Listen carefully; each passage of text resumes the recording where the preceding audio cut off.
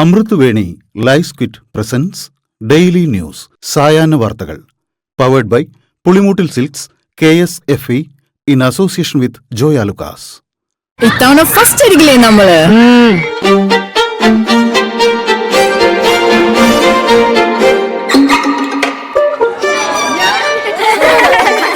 കുട്ടികൾക്കൊക്കെ പെയിൻ ശല്യം ഉണ്ടാകും. അതുകൊണ്ട് ലൈസ് കിറ്റ് ഉപയോഗിച്ച് ക്ലാസ്സിൽ വരാൻ പ്രത്യേകം ശ്രദ്ധിക്കണം. Lice kit lice remover pain ശല്യത്തിൽ നിന്നും ഉടനടി ആശ്വാസം.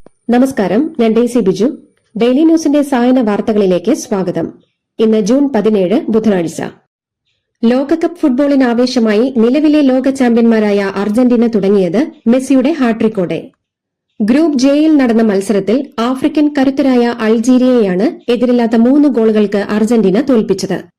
കാൻസാസ് സിറ്റിയിലെ ആരോഹെഡ് സ്റ്റേഡിയത്തിൽ അൾജീരിയയ്ക്കെതിരെ തന്റെ 200ാം അന്താരാഷ്ട്ര മത്സരത്തിനിറങ്ങിയാണ് മെസ്സി 2026 ലോകകപ്പിലെ ആദ്യ ഹാട്രിക് തികച്ചത്.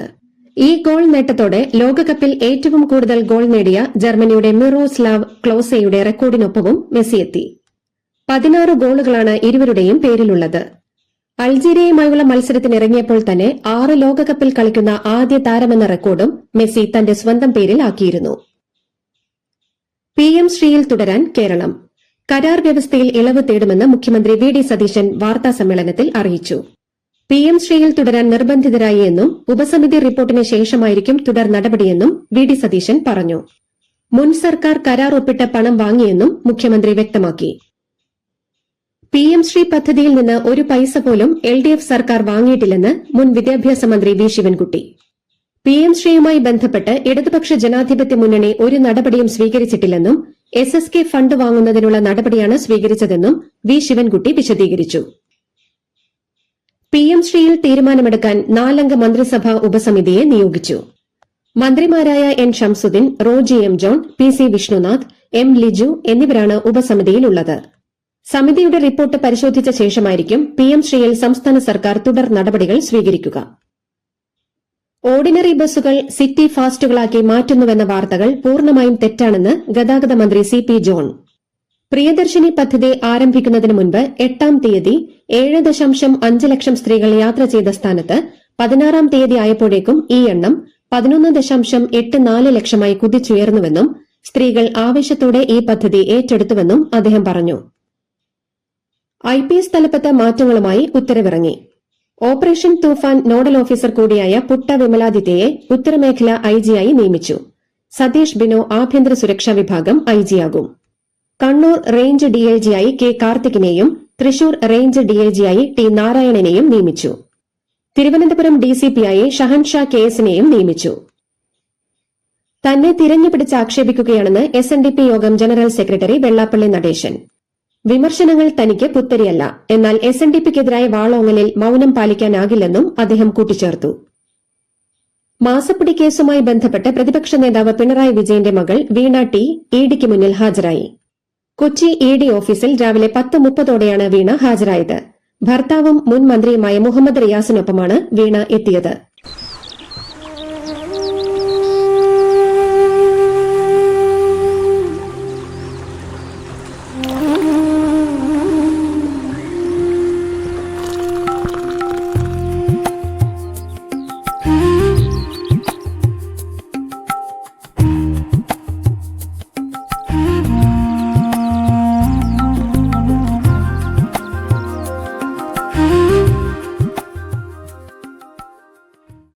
കാഫിർ സ്ക്രീൻഷോട്ടിലൂടെ തിരഞ്ഞെടുപ്പിൽ വിഷം കലർത്താൻ CPM ശ്രമിച്ചുവെന്ന് ഷാഫി പറമ്പിൽ MP. ഇപ്പോൾ പ്രചരിപ്പിച്ചവരിൽ ഒരാളെയാണ് അറസ്റ്റ് ചെയ്തതെന്നും ഇനി നിർമ്മാതാക്കളിലേക്ക് എത്തണമെന്നും അത് അന്വേഷണ സംഘത്തിന്റെ ഉത്തരവാദിത്വമാണെന്നും ഷാഫി പറഞ്ഞു. കാഫിർ സ്ക്രീൻഷോട്ട് അന്വേഷണത്തിൽ രാഷ്ട്രീയ താൽപര്യമുണ്ടെന്നും SIT UDF-ന് വേണ്ടിയുള്ള സംവിധാനമായി മാറരുതെന്നും DYFI സംസ്ഥാന പ്രസിഡന്റ് V വസീഫ്.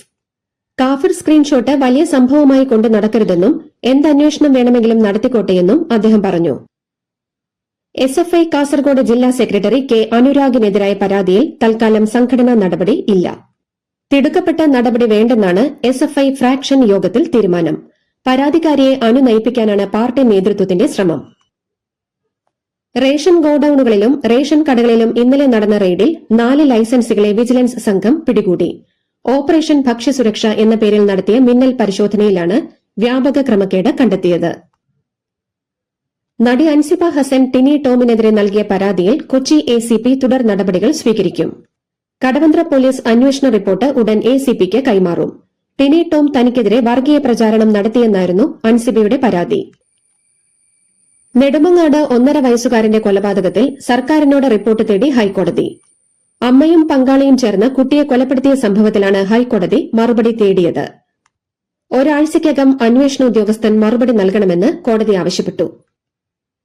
പാലക്കാട് ജില്ലാ ആശുപത്രിയിലെ ചികിത്സാ പിഴവ് മൂലം വലതുകൈ മുറിച്ചു മാറ്റേണ്ടി വന്ന വിനോദിനിക്ക് മുടങ്ങിക്കിടന്ന ചികിത്സാ സഹായം ലഭിച്ചു.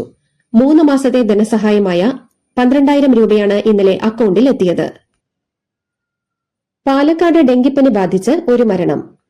പാലക്കാട് കരിമ്പുഴ ആറ്റാശ്ശേരി വള്ളിക്കാട്ടിൽ ജിജോ മോഹനാണ് ഡെങ്കിപ്പനി ബാധിച്ച് മരിച്ചത്.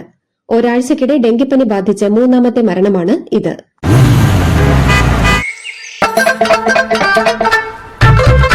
എല്ലാവർക്കും വന്നു ഡാൻഡ്രഫ്, എന്തു ചെയ്യും ചേട്ടാ? പേടിക്കണ്ട, ഇവിടുണ്ടല്ലോ ഡാൻഡ്രോക്കിൻ ഓയിൽ. ഉടനടി മാറും താരൻ, ഉപയോഗിക്കൂ വേഗം.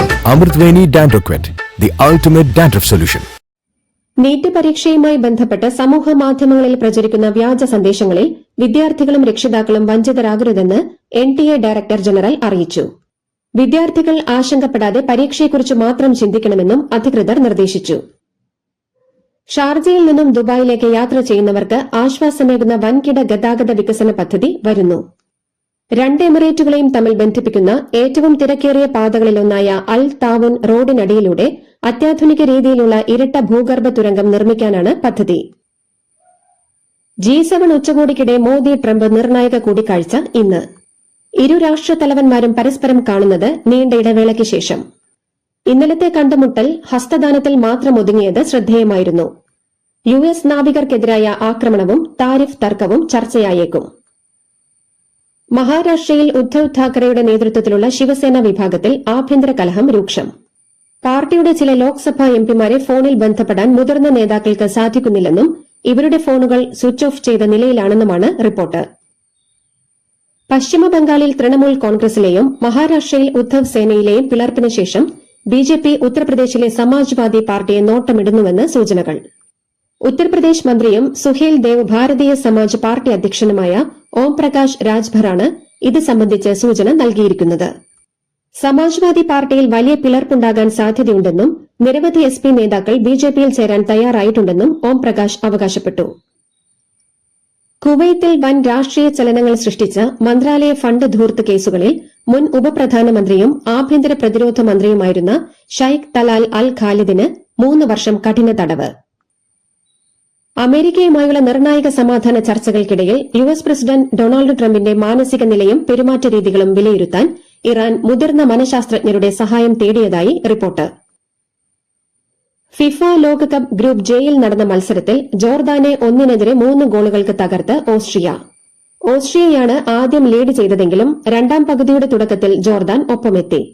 എന്നാൽ 76ാം മിനിറ്റിൽ ജോർദാൻ താരത്തിന്റെ സെൽഫ് ഗോളിലൂടെ ഓസ്ട്രിയ വീണ്ടും മുന്നിലെത്തി. ഒടുക്കം ഇഞ്ചുറി ടൈമിൽ നേടിയ പെനാൽറ്റി ഗോളിൽ ജോർദാൻ ജയം ഉറപ്പിക്കുകയായിരുന്നു. ലോകകപ്പ് ഫുട്ബോളിലെ ഗ്രൂപ്പ് ഐയിൽ നടന്ന മത്സരത്തിൽ ഇറാഖിനെ 1-4 ഗോളുകൾക്ക് തകർത്ത് നോർവേ. ലോകകപ്പിലെ അരങ്ങേറ്റ മത്സരത്തിൽ തന്നെ ഇരട്ട ഗോളുമായി തിളങ്ങിയ എർലിംഗ് ഹാളണ്ടിന്റെ മികവിലാണ് നോർവേ ഇറാഖിനെ കീഴടക്കിയത്. ഇതോടുകൂടി ഡെയിലി ന്യൂസിന്റെ ഇന്നത്തെ സായന വാർത്തകൾ സമാപിക്കുന്നു. ഡെയിലി ന്യൂസിന് വേണ്ടി വാർത്തകൾ വായിച്ചത് ഡേസി ബിജു. DailyNewsLive.in വാർത്തകൾ വിരൽ തുമ്പിൽ.